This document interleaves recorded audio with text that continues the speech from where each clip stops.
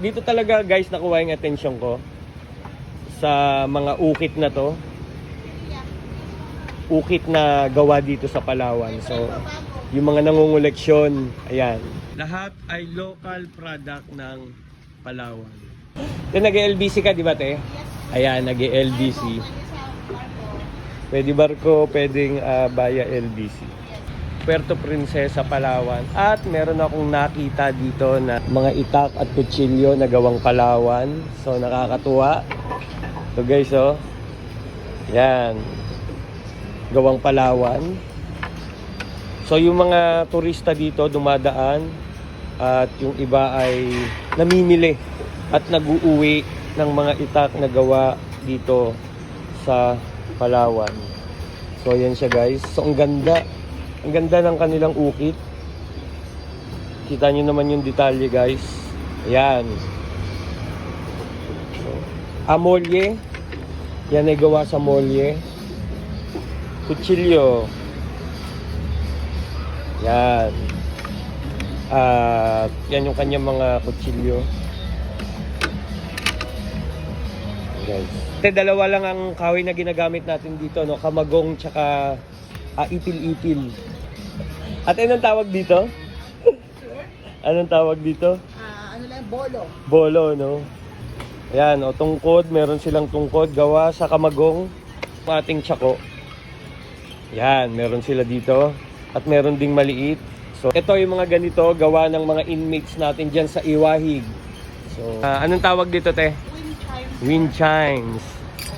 Yan, no? Mga handicraft. Handicraft. Sino mga may gawa nito, te? Sir, yung board natin, yung mga kahoy natin, yan po galing sa mga tribes. Ayan, galing sa mga tribes. Ano ba to? Ang tawag po namin dyan ay rainmaker. Rainmaker, ha? Pag hindi umuulan. Opo, pantawag ulan po. Okay. Maririnig nyo yung sound ng Oo nga, no? Opo, natanggal stress din po yan siya. Tama.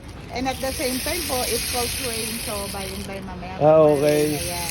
Hinto na natin, te. Baka umulan. Dito talaga, guys, nakuha yung atensyon ko sa mga ukit na to. Ukit na gawa dito sa Palawan. So, yung mga nangunguleksyon, ayan. Akin ba yan? Get the chance. Pwede tayong umorder niyan. So, message kayo sa akin kung papaano. Meron pa silang ganito, oh. Panalo. Panalo talaga. Ito pa, oh. Yan. Ito ipil-ipil to pag hindi ako nagkamali. Te, ipil-ipil. Ordinary wood, sorry. Anong tawag dito, te? Double paddle. Double paddle. Pinandi-display, no? Pan-display nila. Ito po. Yan ang ipil. Ito ipil. Anong tawag dito, te? Maskara lang, sir. Maskara. Yan. Ay, mga kolektor ng itak at kutsilyo, mahilig sila dyan, te. So, message kayo sa akin. At, para tayo ay makabili. Huwag sila dito. Te, anong tawag dito? Balila. Ayan, o, balila. Or palo-palo. Or palo-palo. Meron kaming yung tinatawag na parang offering Thanksgiving. Offering Thanksgiving. Opo, nilalagyan namin yung babae ng 7 pieces na coins. Ah, talaga? Yes, ma. O sir, tapos sa lalaki po ay rice for good luck, for good harvest. po Ah, siya. okay. So, yan, usually yan po yung nilalagay namin sa aming mga hotels and restaurant. I Kung see. mapapansin ninyo, Mhm. meron tayo yan sa before entrance ng aming mga Mhm. tindahan. Meron po yan. For good harvest din. Yes. No? Direct na kayo. No, para na kayo nakapunta ng Palawan, no?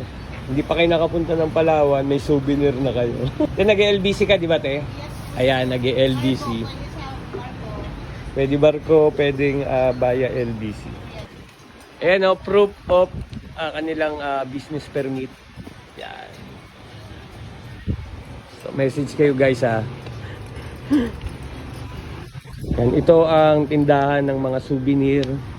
Isa sa mga souvenir dito sa may Puerto Princesa, Palawan. So, yan, mga itak at kutsilyo lover, meron tayo niyan. Thank you. Sarap pakinggan, no? Ang galing, no? Anong tribo may gawa nito, te? Palawan. Palawan talaga. Ang galing.